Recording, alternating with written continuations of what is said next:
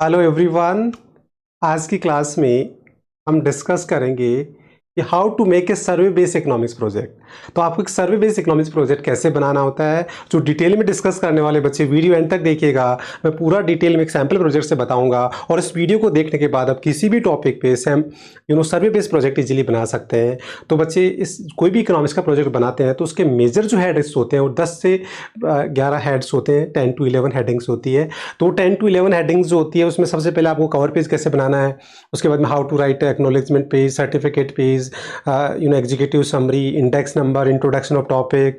Then सबसे important part जो बच्चे होता है वो होता है रिसर्च मैथोलॉजी, जिसमें आप सर्वे। तो हम डिटेल में डिस्कस करेंगे विद सैम्पल प्रोजेक्ट कि एक सर्वे जो है वो कैसे कंडक्ट करें और उसको कैसे प्रेजेंट करें, वो सारा डिटेल में। तो इसलिए वीडियो एंड तक देखिएगा, आपको डेफिनेटली बहुत बेनिफिट होने वाला है। और उसके बाद हम देखेंगे कंक्लूजन कैसे लिखना है, रिकमेंडेशन का पेज कैसे लिखना है और बिब्लियोग्राफी।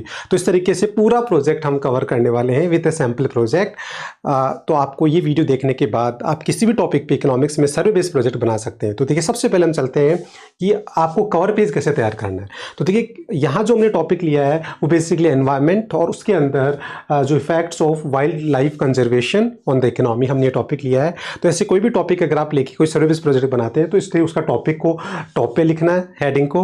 देन उसके बाद में उसका स्कूल का लोगो, देन पर्टिकुलर सेशन जिसमें आप सबमिट कर रहे हैं, स्कूल का नेम, यहाँ सबमिटेड टू में टीचर का नेम, ये सबमिटेड बाई के अंदर name of student, roll number. अगर आप 11th क्लास है तो 11th क्लास के स्टूडेंट है तो आपको स्कूल का रोल नंबर लिखना है। अगर आप बोर्ड के 12th क्लास के स्टूडेंट है तो आपको बोर्ड का रोल नंबर लिखना है। तो ये तो नेसेसरी आपको इन्फॉर्मेशन जो है वो लिख करनी है। इसके अलावा आप अपने टॉपिक से रिलेटेड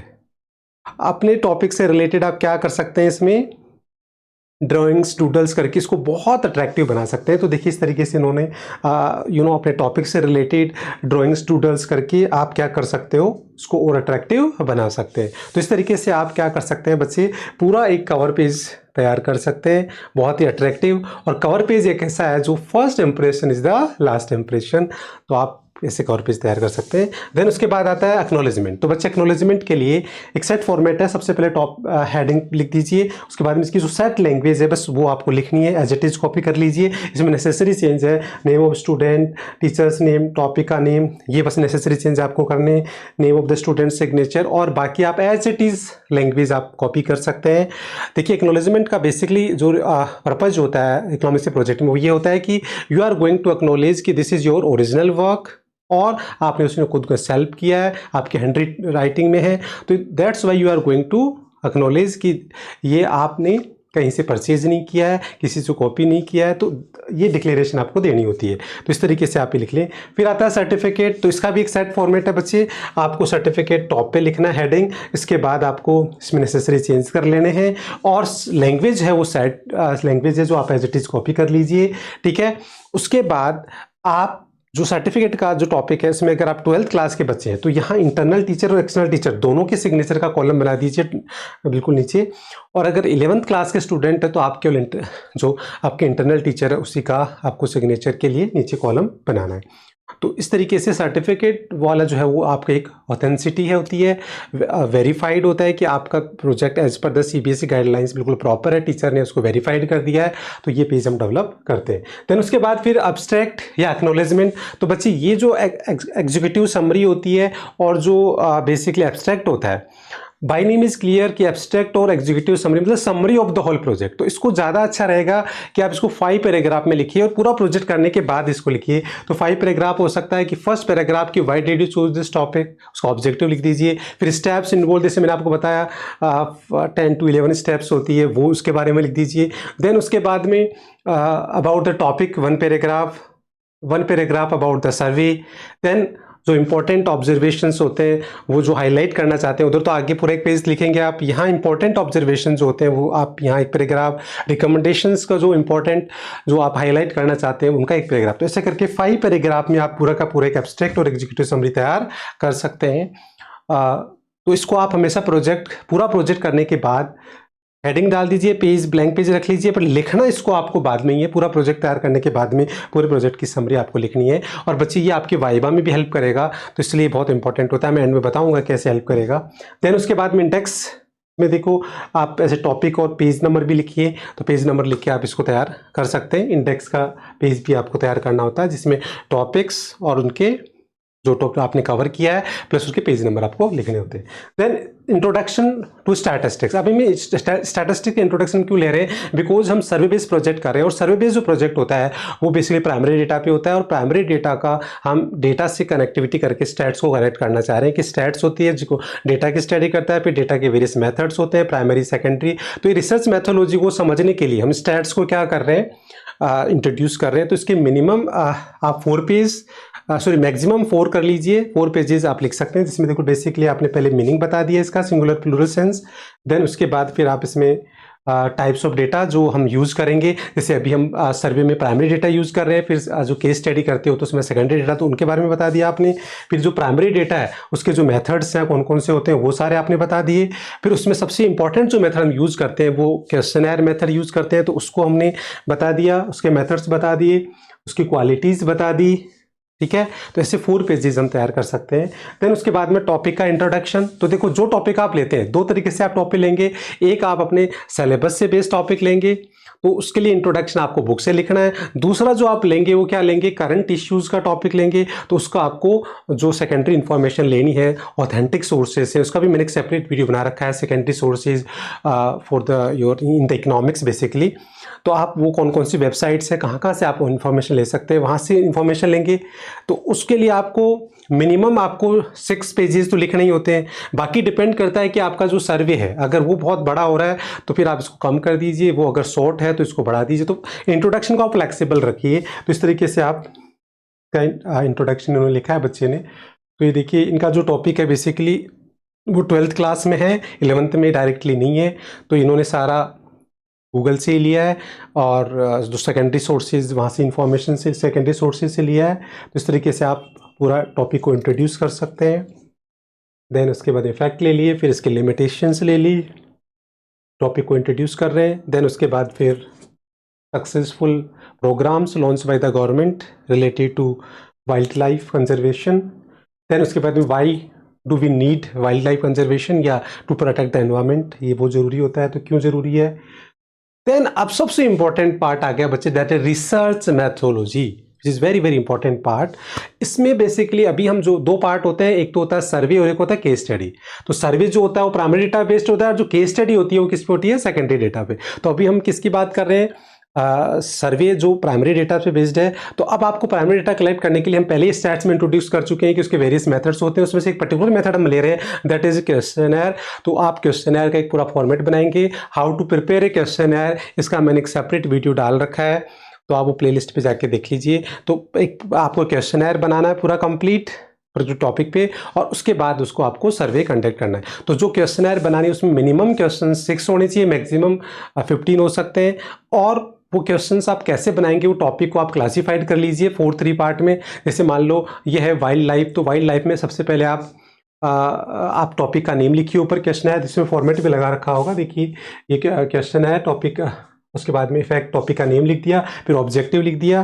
देन उसके बाद में बैकग्राउंड से रिलेटेड आपने क्वेश्चन पूछ लिया, एज और पर्टिकुलर्स आ गए, बेसिकली पर्टिकुलर्स आ गए। फिर अब जो क्वेश्चन है वो यहाँ से स्टार्ट हो रहे हैं। तो क्वेश्चन आप जो है बेसिकली वो आप रिलेटेड टू सबसे पहले जैसे एनवायरनमेंट के अवेयरनेस से रिलेटेड पूछ लो, फिर उसके बाद में प्रेजेंट कंडीशन के बारे में पूछ लो, है ना, और उसके बाद में उसके जो नेगेटिव इम्पैक्ट्स आ रहे हैं वो पूछ लो, फिर उसको हाउ टू प्रोटेक्ट। तो इस तरीके से आप उसको क्लासिफाइड करके पूरा कंप्लीट गवर्नमेंट का रोल, पर्सनल रोल, ये सारे इस तरीके से क्लासिफाइड करके आप ये क्वेश्चंस बना सकते हैं।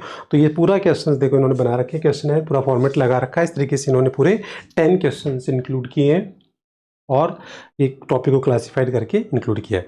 अब आता है बेटा डेटा एनालिसिस। तो देखो डेटा एनालिसिस, आपने क्वेश्चनर ले लिया, मेथड्स को कैसे बनाना है, डेटा एनालिसिस कैसे करना है, बहुत ही इंपॉर्टेंट पार्ट है। तो देखिए डेटा एनालिसिस करने के लिए आपको सबसे पहले जो पर्टिकुलर क्वेश्चंस है, 1 क्वेश्चन 1 पेज तैयार करिए। इन्होंने वैसे 2 पेज कर लिया, 2 क्वेश्चन को 1 पेज पे कर लिया, आप 1 क्वेश्चन 1 पेज पे भी करेंगे तो ज़्यादा अच्छा रहेगा। तो एक क्वेश्चन लिया आपने, उसकी टेबल बना ली, जो भी इंफॉर्मेशन है उसकी टेबल आपने बना ली। फिर उसके बाद में आप पाई डायग्राम यूज़ करें तो आपने उससे डिग्री निकाल ली, पाई डायग्राम यूज़ कर लिया, उसका कंक्लूजन लिख लिया। और अगर आप बार पाई कोई भी डायग्राम यूज़ कर सकते हैं, तो आप सबसे पहले आपको क्वेश्चन जो पर्टिकुलर क्वेश्चन लेना है, फिर उसके बाद में आपने जो 20 जो मान लो आपने 10 क्वेश्चन लिए, तो 10 क्वेश्चन आप 20 फैमिलीज मिनिमम आपको उसमें क्या करना है, सर्वे करना है। तो उससे रिलेटेड आपको डेटा लेना है, वो डेटा लेके आपको टेबल बना देनी है, फिर उसके अकॉर्डिंग आपको उसका परसेंटेज, उसकी डिग्रीज निकाल लीजिए, फिर उसका डायग्राम बना दीजिए और उसके बाद में उसका कंक्लूजन लिख दीजिए कि आपके क्या ऑब्जर्वेशंस रहे। ऐसे क्वेश्चन नंबर सेकंड, फॉर्मेट सबका सेम रहेगा। ये क्वेश्चन नंबर सेकंड, उसकी टेबल बना दी, कंक्लूजन, डायग्राम। देन ये क्वेश्चन नंबर थर्ड आ गया, इसके अंदर भी टेबल, डायग्राम, कंक्लूजन, ये सब कुछ आ गया। ऑप्शन सारे दे दिए उधर क्वेश्चन और उसके ऑप्शंस यहाँ दे रखे हैं, ठीक है। ये कंप्लीट आपने, ऐसे क्वेश्चन नंबर 4 आ गया, ठीक है। तो फॉर्मेट सबका सेम रहेगा, बस वो ये कि जो 10 क्वेश्चन ऑन एवरेज, जैसे 10 क्वेश्चन आपने लिए तो वो 20 फैमिलीज में उनका ऑब्जर्वेशन, उनका डेटा अलग आएगा, उसके अकॉर्डिंग डायग्राम चेंज हो जाएगा। आप डायग्राम में जाओ तो बार और पाई दोनों का कॉम्बिनेशन कर लीजिए। देन उसके बाद में फिर अगेन क्वेश्चन नंबर 5 आ गया, क्वेश्चन नंबर 6 आ गया, टेबल बन जाएगी, डायग्राम बन जाएगा, कंक्लूजन आ जाएगा। ये सारी चीज़ें फॉर्मेट सेम है, बस डेटा चेंज होगा। देन उसके बाद में 7, 8 अगेन इन्होंने एक ही डायग्राम यूज़ किया है, आप और कॉम्बिनेशन कर सकते हैं। तो वही डेटा आ गया, कंक्लूजन, डायग्राम, सब कुछ, ठीक है। उसके बाद में फिर 9, 10 अगेन क्वेश्चन आ गया, टेबल आ गई, ऑप्शंस आ गए, डायग्राम आ गया, कंक्लूजन, सेम क्वेश्चन नंबर 10। तो इस तरीके से बच्चे आप चाहो तो एक क्वेश्चन का पूरा एक पेज बना सकते हैं, बाकी 2 क्वेश्चन भी आप ले सकते हैं। ज़्यादा अच्छा रहेगा कि आप 1 क्वेश्चन 1 पेज, जिसके अंदर क्वेश्चन, उसके ऑप्शंस, उसकी table from the different families, जो 20 जितनी भी आपने फैमिलीज ली है उनका ऑब्जर्वेशन, फिर उस टेबल का अगर आप पाई डायग्राम बना रहे हैं तो उसकी डिग्रीज निकाल लीजिए, परसेंटेज निकालना जरूरी है एनालिसिस के लिए, और उसके बाद उसका एनालिसिस करके इस तरीके से तैयार कर सकते हैं। देन कंक्लूजन, कंक्लूजन का मतलब होता है important observations, it may be positive, may be negative. जो भी आपने सर्वे किया उसके अंदर आपको जो आपके कंक्लूजन्स है, जो आपकी ऑब्जर्वेशंस है, वो आपको फाइंडिंग्स है, वो आपको यहाँ लिखनी होती है। तो इसको पॉइंट में लिखिए और इसको बेसिकली आप बार बार आप प्रोजेक्ट को पढ़िए, अपने दिमाग में आएंगे, पॉइंट्स में लिखे जाइए और पेज पूरा तैयार करते जाइए। रिकमेंडेशंस मतलब जब आपने पर्टिकुलर टॉपिक ले लिया, उसको इंट्रोड्यूस कर दिया, उस पर सर्वे कर लिया, आपने उसकी सारे ऑब्जर्वेशंस निकाल लिए, देन एज इकोनॉमिक स्टूडेंट आपको आपकी पर्सनल सजेशन देने की, जैसे ये टॉपिक है हमारा वाइल्ड लाइफ कंजर्वेशन, तो मतलब आप एज इकोनॉमिक स्टूडेंट आपके पर्सनल ओपिनियंस क्या है कि और बेटरमेंट क्या किया जा सकता है, रोल ऑफ गवर्नमेंट कैसे इंप्रूव किया जा सकता है, एक इंडिविजुअल का कंट्रीब्यूशन, आप क्या कंट्रीब्यूट कर सकते हैं, इनोवेटिव मेथड क्या हो सकते हैं। तो इस तरीके से ये आपके एक्सक्लूसिव आपके खुद के पर्सनल ओपिनियंस होते हैं विद ए लॉजिकल रीजन। वो आप कुछ भी लिख सकते हैं, बट एक रीजन जस्टिफिकेशन होना जरूरी है। तो इस तरीके से आप रिकमेंडेशन लिख लेंगे। फिर बिब्लियोग्राफी मतलब जैसे प्राइमरी डेटा है तो इसमें ज़्यादा आपको बिब्लियोग्राफी का रोल है नहीं, क्योंकि इसमें आप बेसिकली प्राइमरी डेटा यूज़ कर रहे हैं, आप खुद कलेक्ट कर रहे हैं डेटा, सब कुछ कर रहे हैं, तो इसलिए वैसे ज़्यादा कोई इंपॉर्टेंट नहीं बिब्लियोग्राफी। बट फिर भी आप इसमें अगर आपने कोई सेकेंडरी डेटा कहीं से कुछ लिया है, कोई जैसे इंट्रोडक्शन आपने लिया है, आपने कुछ न्यूज़पेपर आर्टिकल्स, इमेज, कोलाज कुछ बनाया है, तो वो आप मेंशन कर सकते हैं कि कौन कौन से सोर्सेज से आपने इन्फॉर्मेशन ली है। देन उसके बाद में बच्चे नेक्स्ट आता है इसका वाइवा। तो वाइवा के लिए बच्चे बेसिकली जो हमारी प्रोजेक्ट फाइल होती है, तो इकोनॉमिक्स में इकोनॉमिक प्रोजेक्ट होता है, 20 मार्क्स का होता है। वैसे तो इसकी मैंने पूरी एक प्लेलिस्ट तैयार कर रखी है, वाइवा की प्लेलिस्ट है जो आप जाके चैनल पे देख सकते हैं, economics project tips by S R Yadav, उसके अंदर मैंने वाइवा प्लेलिस्ट तैयार कर रखी है, तो उस पर पूरे क्वेश्चन सब कुछ बता रखा है, mock viva everything. But brief में अगर हम बात करें तो इकोनॉमिक्स का प्रोजेक्ट 20 मार्क्स का होता है, उसमें 12 मार्क्स की फाइल है जिसके बारे में मैंने डिटेल में बता दिया। अब 8 मार्क्स का जो वाइवा होता है, बेसिकली सीबीएसई गाइडलाइन के अकॉर्डिंग वाइवा जो होता है totally based on the project file. तो जो भी आप प्रोजेक्ट फाइल बना रही है उसको थोरोली पढ़िए और उसी पे बेस्ड बेसिकली क्वेश्चंस होते हैं। ज़्यादा से ज़्यादा क्या हो सकता है कि आपका पर्टिकुलर जो टॉपिक है आपके सिलेबस से रिलेटेड हो रहा है, आपके चैप्टर से, तो चैप्टर को तैयार कर लीजिए और एक चैप्टर वैसे भी आप तैयार कर लीजिए, और बाकी आप वाइवा बेसिकली होता है वो आपके प्रोजेक्ट पे बेस्ड होता है। जो भी प्रोजेक्ट में आपने जो भी डायग्राम्स, जो भी आपने डेटा, जो भी आपने pictures, articles, newspaper, whatever you included in the project, you must able to explain. तो इसको थोरोली पढ़िए, line to line, word to word, और ज़्यादा आपको हेल्प लेनी है वाइवा से रिलेटेड तो प्ले लिस्ट पर जाके मैंने पूरी एक वाइवा सीरीज़ तैयार कर रखी है, जिसमें मॉक वाइवाज भी हैं, वो आप देख सकते हैं, वहाँ से आइडिया ले सकते हैं। So that's all for today, good luck, all the best, thank